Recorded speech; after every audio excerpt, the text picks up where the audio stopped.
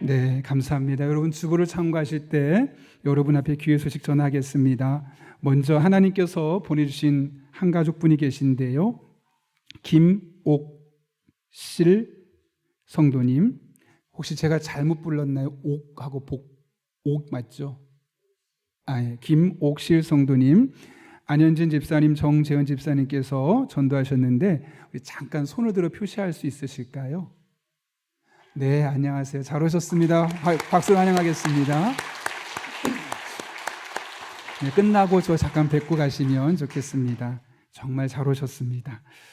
우리 교회를 방문하신 모든 분들 주님의 이름으로 환영합니다. 혹시 등록하기 원하시는 분 말씀하시면 제가 친절하게 도와드리겠습니다. 말씀과 함께 천리역정 계속 진행 중에 있는데요. 돌아오는 수요일부터죠. 에스겔서로 넘어가게 됩니다. 어제 문자 보는 것을 보게 되면 링크를 걸게 되어 있는데 거기 보시면 에스겔 개론을 영상으로 짧게 볼 수 있게 되어 있습니다. 그것을 먼저 보고 이 말씀을 들으면 훨씬 더 이해가 쉽기 때문에 꼭 전체 에스겔서 말씀을 들었으면 좋겠고요. 사순절입니다. 우리 교회는 사순절에 다른 프로그램 또 하지 않습니다. 왜냐하면 말씀과 함께 천리역정을 꾸준히 해나가고 있기 때문에 여기에 집중하고 함께 기도하면 되겠습니다. 지난주에 하나님께서 보내주신 한 가족이 계신데요. 김종순 성도님이십니다. 우리가 먼저 인사하고 아는 체하고 오늘 보니까 2부 예배 참석하셨길래 제가 잠깐 얼굴 비웠는데 오늘도 1부, 2부, 3부 다 한 가족분들이 오셨습니다. 여러분들 우리에게 잘 정착하실 수 있도록 또 편안하게 예배 드릴 수 있도록 먼저 기도해 주시고 우리가 먼저 다가서서 이렇게 인사해 주시면 좋겠습니다. 아울러 돌아오는 수요일에는 3월 첫째 날입니다. 그래서 우리가 월초 금식의 날 우리가 삼고 있는데 그날만큼은 우리가 한 달 어떻게 살아가야 될까 하나님께 지혜를 구하고 인도하심을 구하고 기도하는 시간입니다. 기도 제목 써서 가져오시면 제가 앞에서 받아서 교역자들이 기도하고 저도 여러분을 위해서 안수하며 축복하며 기도하도록 하겠습니다. 그리고 그날만큼은 한 끼입니다. 원래 제가 생각했던 한 끼는 5,000원으로 생각했습니다. 요즘 물가가 많이 올랐지만 그래서 부담스럽지 않게 우리가 새벽에 한 끼 금식한 것을 헌금했을 때 그것을 가지고 어려운 교회들을 섬기려 합니다. 지난해 모아진 것으로 6교회 용인시찰에 있는 교회를 3교회를 600만 원을 지원해 줬고 또 우리 교회 부목사 출신인 신승권 목사님이 담임으로 가셨는데 그 교회가 유튜브도 설치하기 어려울 정도로 힘들다고 해서 또 500만 원이 지원이 되어서 1,100만 원 지난해 여러분이 헌금한 것을 가지고 작고 어려운 교회들을 섬겼습니다. 계속해서 월세금으로 드려진 헌금은 교회로 들어오지 않습니다. 전액 어려운 교회들만 섬기는 데 사용하도록 하겠습니다. 새벽기도 묵상집이 배포되고 있는데 꼭 가져가셔서 수요일에 에스겔서 1장부터 한번 묵상하면서 써보십시오. 특별히 사순절이 시작되었으니까 하시면 유익할 것이라 생각합니다.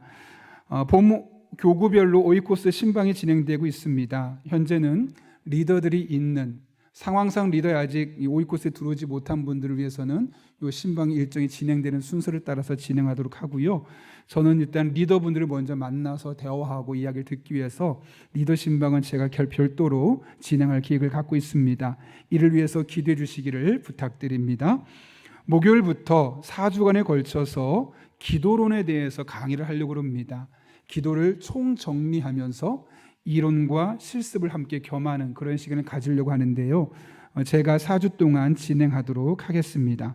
관심 있는 분들 적극적인 참여 부탁드립니다. 우리가 지난번에 여러분들에게 날이 많이 추울 때 이야기했던 것처럼 성도님들 난방비 지원하는 건에 대해서 이야기를 했는데 아마 본인이 스스로가 말씀하시기 어려웠던 것 같습니다. 그래서 리더분들을 통해서 5분을 저희가 선정이 되었고 사회봉사위원회에서 20만 원씩 2개월 5분에게 지원하는 방식으로 결정이 되었습니다. 여러분들이 지난해 십시일반으로 또 마음을 담아서 했던 헌금을 가지고 이렇게 어려운 시기를 보내고 있는 성도들을 도울 수 있게 되었습니다. 이 시간을 빌어서 진심으로 감사를 드립니다. 작은 도서관 문화 프로그램이 시작됐습니다. 일본어 찬양인데요. 저도 고등학교 때 일본어로 노래를 배웠던 적이 있었는데 일본어가 쉽게 와닿습니다. 나중에 일본 비전 트립이나 다양한 일로 갈 때 많은 도움이 될 거라 생각합니다. 적극적으로 일정을 보시고 참여하시면 좋겠습니다. 아울러 작은 도서관에 우리 아이들을 위해서 책을 계속 저희가 공급하고 있는데 교회 예산에서 10만 원씩 매달 나가고 있습니다. 혹시나 내가 우리 아이들 위해 책을 조금 더 기증하고 싶다 하는 마음이 있는 분들 마음을 담아주시면 되겠습니다. 최인초 성도님의 어머니께서 하나님의 부르심을 받았습니다. 교회 등록하신 지 얼마 안 되셨었는데 생각보다 많은 분들이 예배 때마다 참석해 주셔서 정말 마음에 큰 위로가 있었노라고, 또 엄마가 정말 천국에 가셨다는 확신이 있게 되었노라고 너무 감사하다는 전화를 장례가 끝나고 나서 저와 함께 통화를 했었는데요. 나중에 보게 되면 함께 위로해 주시고 또 기도하실 때마다 이 시간을 잘 이겨낼 수 있도록 함께 기도해 주시기를 바랍니다. 아울러 최인초 성도님께서 드린 사랑의 성미는 어려운 교회가 아니라 이웃들을 섬기는 데 사용하도록 하겠습니다. 감사한 일이 있습니다. 안정근 윤미애 집사님 가정에서 우리 카페 알쉐르의 정기 해충 방역 봉사를 섬겨주시기로 했습니다. 여러분들 제가 없는 동안 김밥값이 올라서 당황하셨죠? 왜 그렇게 됐냐면 우리가 사업자 등록을 하게 되었습니다. 그래서 카드로도 결제할 수 있게 되었고요. 또 주중에도 조금 시간이 지나고 나면 이웃들을 위해서 저렴한 가격으로 공급할 계획을 갖고 있습니다. 물론 주변 카페에 영향을 주지 않는 선에서 저희가 조절을 하고 있고요. 그러다 보니까 2,000원의 김밥 가장 싸게 두른 겁니다. 더 이상 쌀 수가 없는데 세금이 붙어서 2,200원이 됩니다. 그러다 보니 조금 더 사실은 올리면 좋겠지만 성도님들에게 부담을 덜 주자 하는 마음에 최소로 올린 게 2,500원인데 그 남은 수익금은 교회로 들어오지 않습니다. 전량 지역사를 섬기고 선교사님을 돕는 그런 일들에 사용합니다. 여러분이 차 한잔 마시고 김밥 하나 먹는 것이 그냥 먹고 사라지는 것이 아니라 이 어려운 선교사님들과 또 지역사회 어려운 이웃들을 섬기는 데 사용된다는 사실을 기억하면서 즐겁게 드시면 되겠습니다. 그래서 2,500원 조금 올랐지만 불편해하지 마시고 내가 김밥 하나 먹을 때마다 어려운 이웃들의 마음에 기쁨을 주고 있구나. 내가 커피 한 잔 마실 때마다 어려운 선교사님들에게 도움의 손길이 펼쳐지고 있구나. 그런 마음으로 먹으면 훨씬 더 여러분도 또 우리 섬기는 손길도 유익할 거라 생각합니다. 진심으로 감사드리고 더 자세한 광고는 주부를 참고해 주시기 바랍니다. 제가 기도하고 오늘 하나님의 말씀 나누겠습니다. 거룩하신 아버지 하나님, 하나님의 말씀을 듣는 시간 또 피곤한 시간입니다. 하나님의 말씀이 잘 들려줄 수 있도록 성령으로 충만하게 하여 주시옵고 주시는 말씀 가슴에 새기고 한 주간을 살아갈 때 이 하나님의 은혜와 능력이 우리 삶의 현실이 되게 하여 주옵소서. 예수님의 이름으로 기도하옵나이다. 아멘. 우리 한번 오랜만에 뵙죠. 앞뒤 좌우 있는 분에게 이렇게 인사하며 축복합니다. 올해 저보다 잘 될 겁니다. 이렇게 인사하시겠습니다.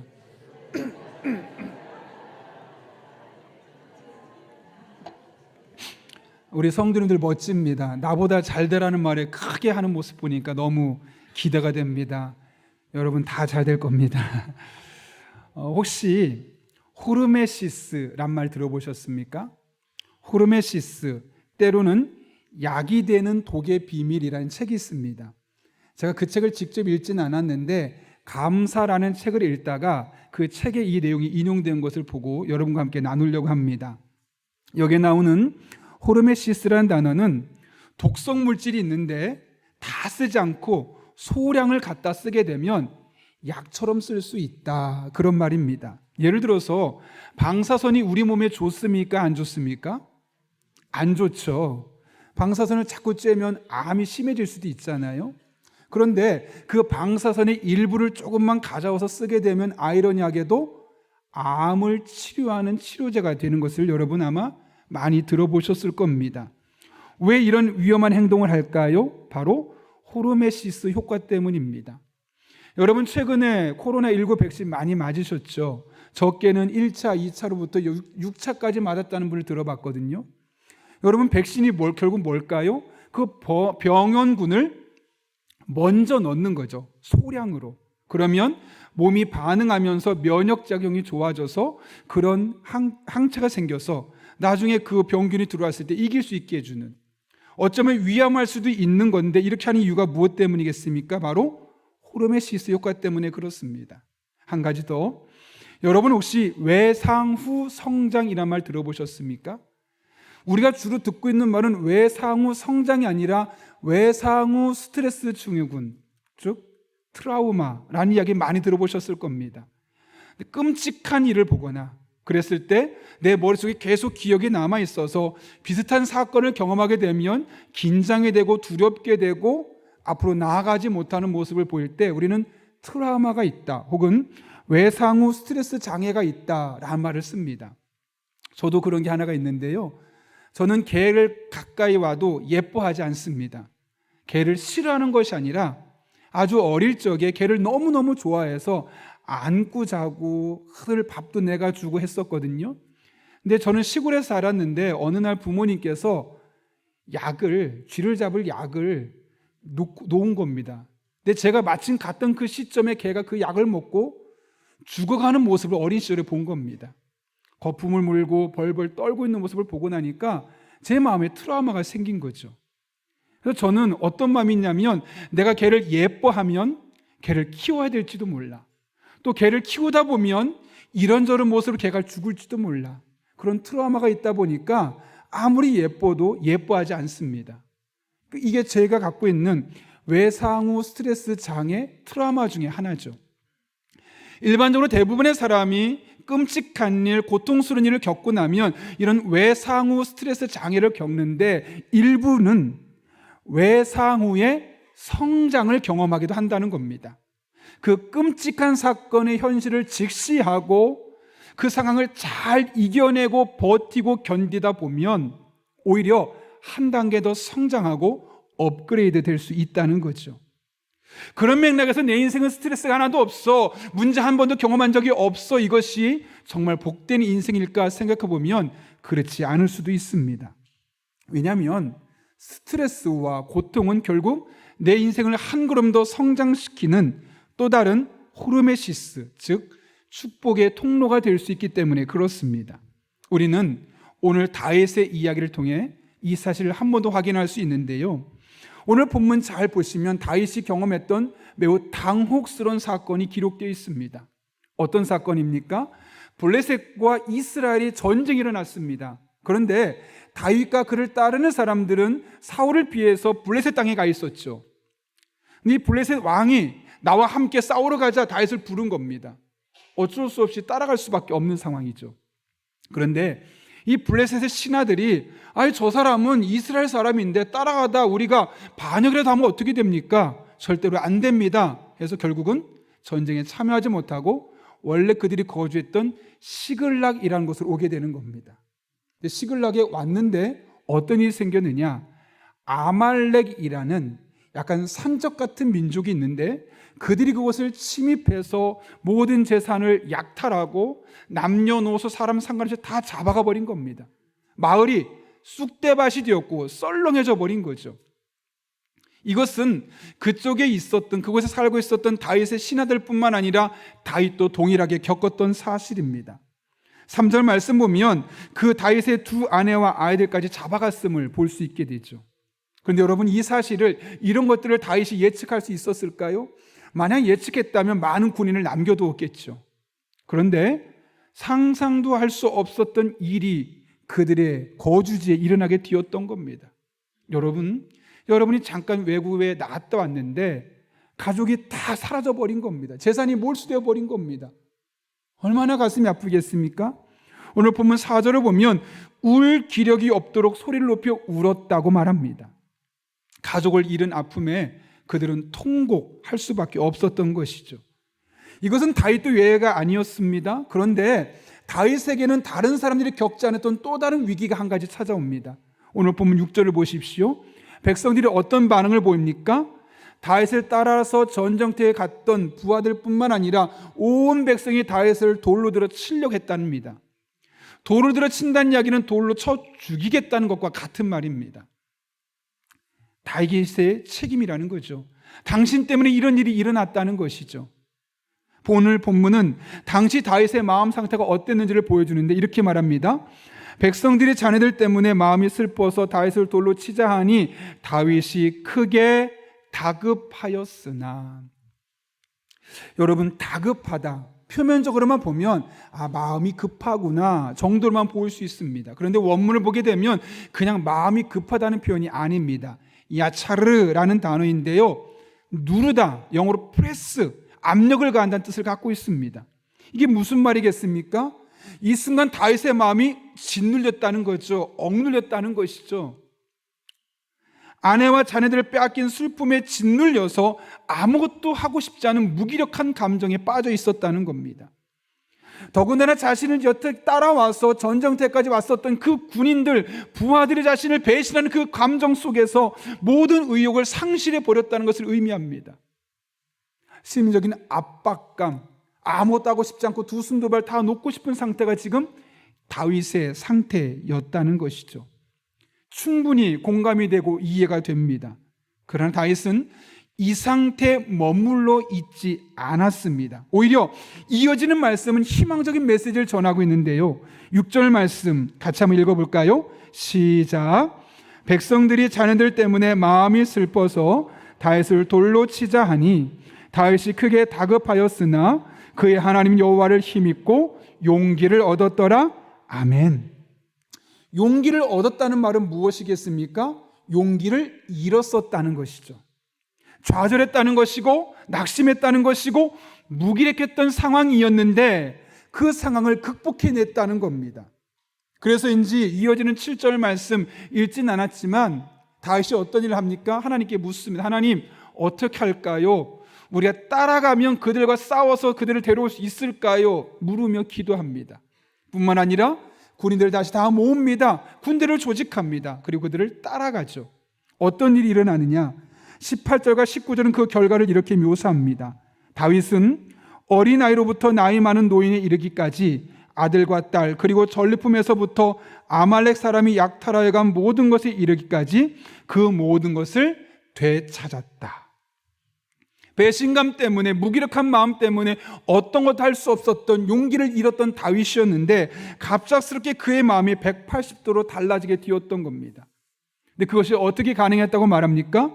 6절 끝부분에 보면 그의 하나님 여호와를 힘입고 라고 되어 있습니다.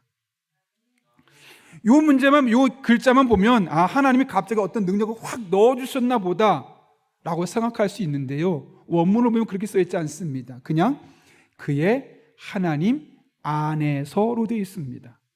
특별한 능력을 주시거나 어떤 사람을 보충해주거나 한 것이 아니라 그냥 하나님 안에 머물러 있을 때 그 안에서 자연스럽게 그 좌절된 마음이 치료가 되고 회복이 되고 용기를 갖고 싸울 마음이 그에게 생겨지게 되었다는 것이죠.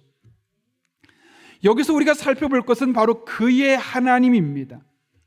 오늘 저자가 강조하는 것이 무엇입니까? 하나님이, 살아계신 하나님이, 전능하신 하나님이 바로 다윗이라는 사람 그의 하나님이었다는 사실을 우리에게 강조하고 있는 건 아니겠습니까? 제3자 입장에서 보면 무덤덤할 수 있는데 결코 그렇지 않은 것입니다.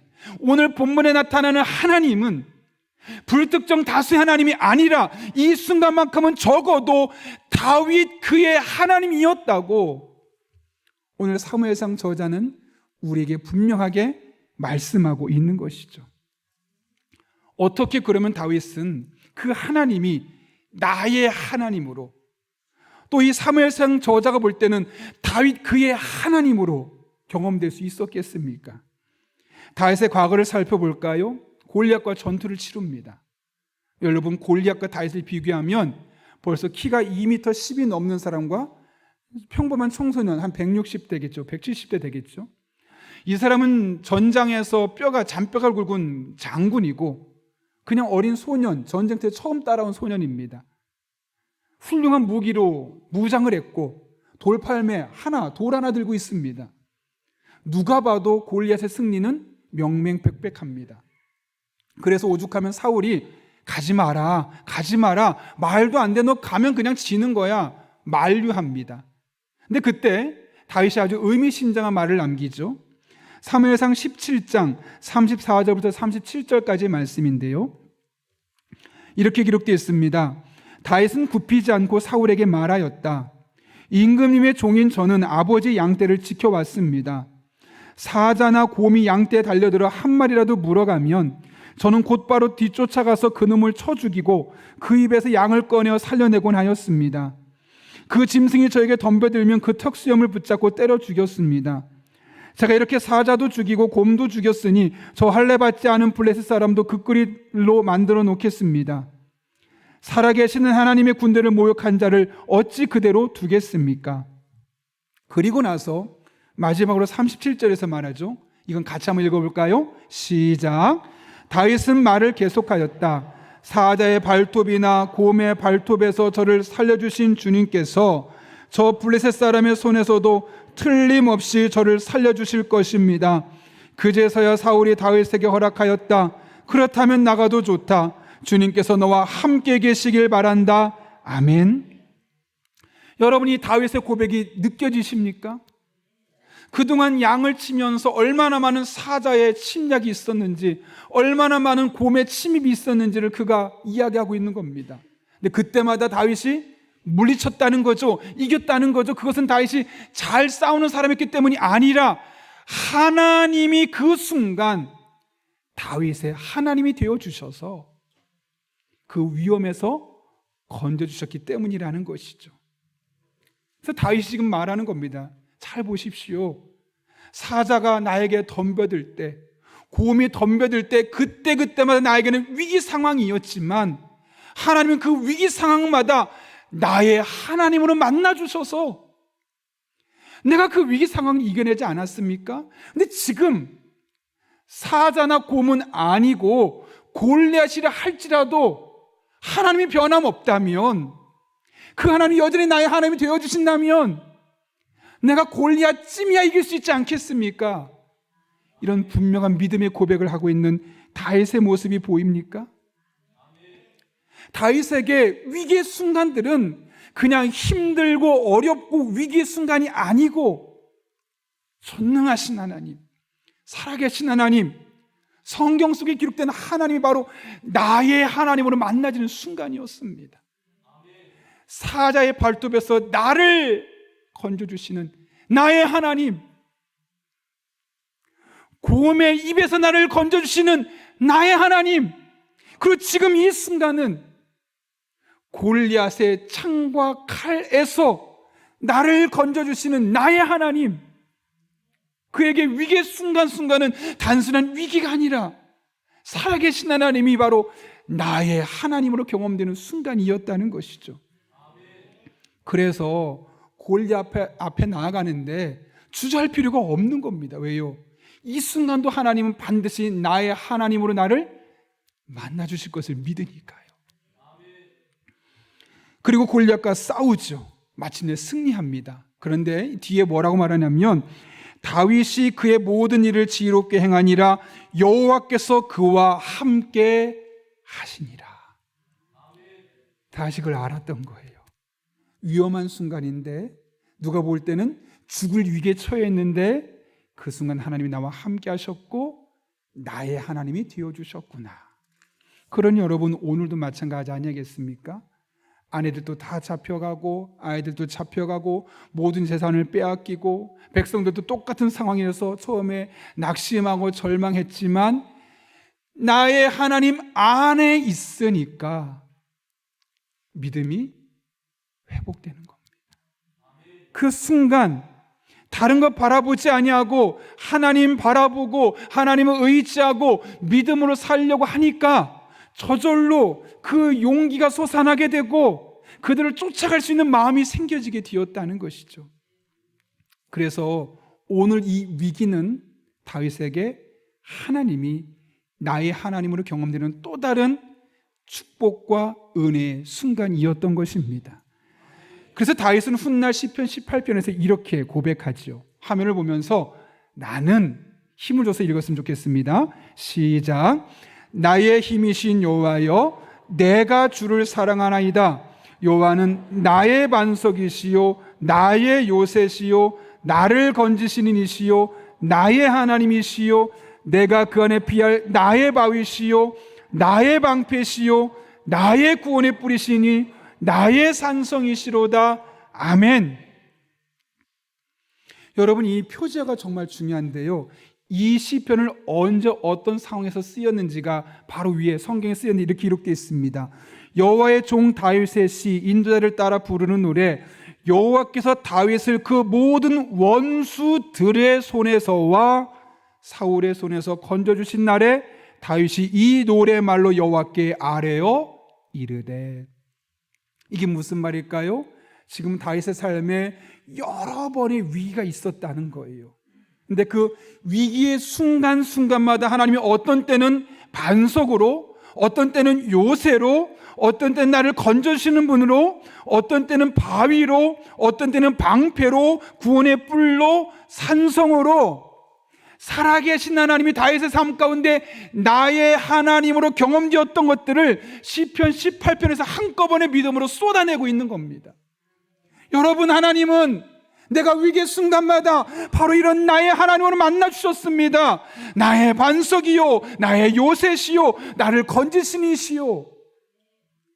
한 사건을 갖고 말하는 것이 아니라 그의 오랜 사건의 순간순간마다 있었던 그 위기의 순간마다 만나주신 하나님을 나의 하나님으로 만나고 나서 계속해서 고백하고 있는 것이죠. 여러분, 최근에 우리나라에서 강원도 지역에 시끄러웠던 적이 있죠. 바로 레고랜드 때문에. 이 레고를 만든 덴마크 기업인데요, 레고의 창업주가 올레 키르크 크리스티얀센이라는 사람입니다. 이 사람은 너무너무 가난해서 공부를 거의 못했습니다. 그래서 이일 저일 전전긍긍하다가 결국 목수라는 일을 선택하게 되었는데요, 목수라는 일을 시작한 지 얼마 되지 않아서 불경기가 찾아온 겁니다. 거래처들이 다 도산하기 시작하는 거죠. 기업을 운영하기 얼마나 어려웠을까요? 그래서 너무너무 스트레스 받고 고민하고 있는데 문득 아이들이 장난감을 갖고 노는 모습이 너무너무 생각이 나서 나무로 아이들의 장난감을 만들면 어떨까? 왜냐하면 나무는 친환경적이고 안전하니까.